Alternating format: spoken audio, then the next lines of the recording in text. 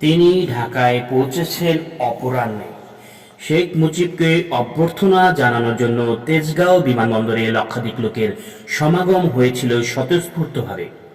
রাষ্ট্রীয় মর্যাদায় তাকে অভ্যর্থনা দেওয়ার জন্য তাজউদ্দিন সরকার যথাযথ ব্যবস্থা নিয়েছিল। মন্ত্রিসভার সবাই উপস্থিত ছিলেন।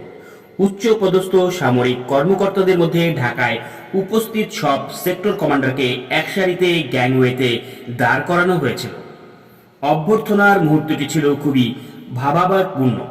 সবার উদ্গ্রীব হয়েছিলেন শেখ মুজিবুর রহমানকে দেখার জন্য, তার সাথে করমর্দনের জন্য। ব্যবস্থাপনা সুশৃঙ্খলই ছিল।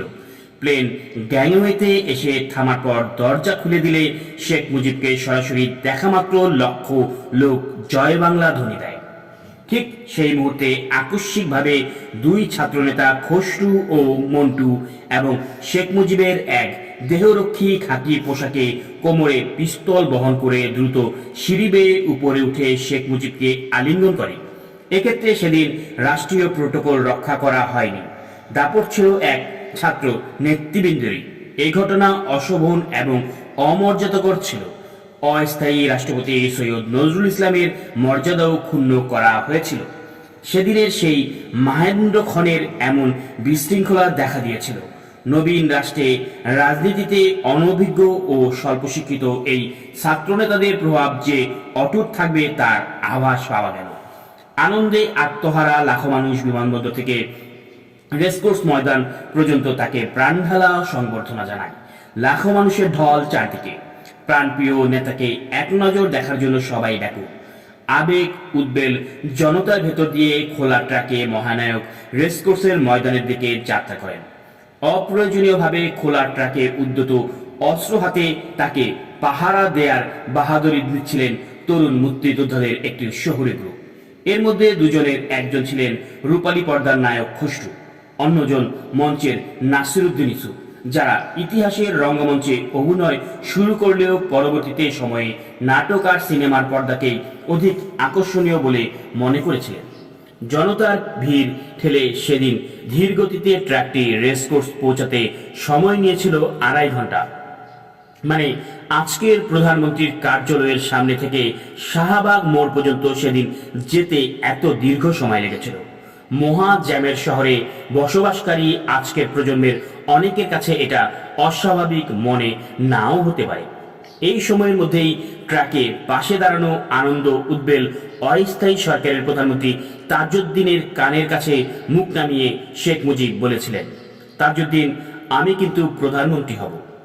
শেখ মুজিবকে বহনকারী ট্রাকটিও উৎফুল্ল স্রোতের মধ্য দিয়ে যখন এগিয়ে যাচ্ছিল, তখন সেই ট্রাকের পেছনে ছিল সামরিক পোশাক পরা একদল লোক, যাদের হাতে ছিল দুইটি ছবি।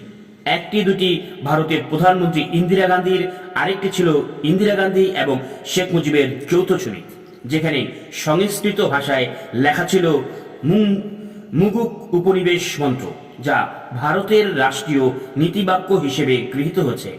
সত্যমের জয়তে, তার মানে সত্যের জয় অবশ্যম্ভাবী। বিকেল 5টায় রেসকোর্স ময়দানে লাখো মানুষের সামনে ভাষণ দেন তিনি। সেদিনকার রেসকোর্স ময়দান ছিল লোকে লোকারণ্য। কুয়াশা না কাটতেই জনস্রোত বয়ে আসছিল দূর দূরান্ত থেকে তাদের প্রাণপ্রিয় নেতাকে এক নজর দেখার জন্য। মাঠের উত্তরে মেয়েদের গেট দিয়ে প্রবেশ করেছিল এক 70 ঊর্ধ্ব বৃদ্ধা। আওয়ামী লীগের স্বেচ্ছাসেবকেরা বৃদ্ধাকে ঢুকতে বাধা দিল। বৃদ্ধা তার মলিন ব্লাউজের ভেতর থেকে সযত্নে রাখা এক টুকরো শুকিয়ে যাওয়া রক্তমাখা কাপড় বের করে উচ্চ কণ্ঠে বলে উঠল, লইল আনছি লইল, আর লইল নিয়ে আইসি, শেখ সাবেরি দিমু। বৃদ্ধার নাম করিমুন্নেসা। তার দুই ছেলে আরাফাত আর কালাচাঁদ, দুজনেই ছিল আদমজি পাটকলমের শ্রমিক। পাকিস্তানি বাহিনী তার এই দুই সন্তানকেই গুলি করে হত্যা করে। তার দুই প্রিয় সন্তানের বক্ষ বিদীর্ণ করে বাংলার শ্যামল মাটির উপর দিয়ে যখন রক্তস্রোত বয়ে যাচ্ছিল, তখন শেখ মুজিবের আহ্বানের কথা মনে হয়েছিল এই বৃদ্ধার। রক্ত যখন দিয়েছি, রক্ত আরও দেব, এদেশের মানুষকে মুক্ত করে ছাড়বো ইনশাআল্লাহ। করিমুন্নেসা জানতেন একদিন শেখ মুজিব স্বাধীনতার দেশ ফিরে আসবে। তিনি পুত্র শোক ভুলে তার সন্তানের রক্তমাখা এই কাপড় সযত্নে তুলে রেখেছিল আত্মত্যাগের অকাট্য প্রমাণ প্রাণাধিক প্রিয় নেতার কাছে তুলে দেওয়ার জন্য। আজ সেই কাঙ্ক্ষিত দিন। করিমুন্নেসা পুত্রের লইল দিয়ে অর্ঘ্য তুলে দেবেন তার প্রিয় নেতার হাতে। করিমুন্নেসা অস্থির হয়ে জিজ্ঞেস করেন, কোন সময় আইব? তারে দেখলে আমার সব দুঃখ শেষ হইব। শেখ মুজিবুর রহমান হয়ে উঠেছিলেন কোটি কোটি বঞ্চিত মানুষের স্বপ্নের মতো স্বপ্নের নায়ক, যার অলৌকিক স্পর্শে তাদের সব দুঃখের অবসান হবে বলে তারা বিশ্বাস করেছিলেন।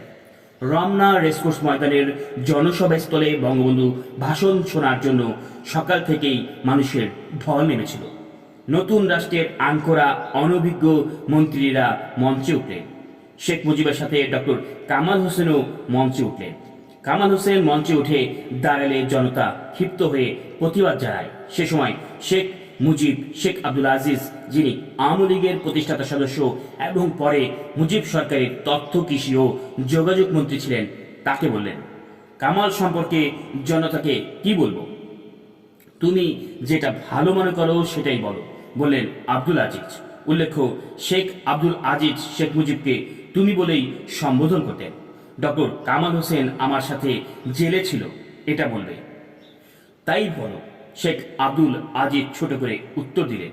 শেখ মুজিব উত্তেজিত ও ক্ষিপ্ত জনতাকে বললেন, আপনারা গোলমাল করবেন না, কামাল হোসেন আমার সাথেই জেলে ছিল। কিন্তু প্রকৃত ঘটনা হচ্ছে, মুক্তিযুদ্ধের সময় কামাল হোসেন মুক্ত অবস্থায় পাকিস্তানেই অবস্থান করছিলেন। এ প্রসঙ্গে প্রাক্তন রাষ্ট্রদূত কামরুদ্দিন আহমেদ লিখেছেন, ঢাকায় যেদিন শেখ মুজিব ফিরে এলেন, তার প্রথম কর্তব্য কাজ মনে হলো ডক্টর কামাল হোসেনকে বাংলাদেশের বিরোধিতার অভিযোগ ও মুক্তিবাহিনীর সন্দেহ থেকে মুক্ত করা, যা তিনি প্রথম দিনকার জনসভায় বিচক্ষণতার সঙ্গেই করতে সক্ষম হয়েছিলেন। বাঙালি জাতির অবিসাংবাদিক নেতা রেসকোর্স ময়দানে প্রায় 17 মিনিট জাতির উদ্দেশ্যে ভাষণ দেন।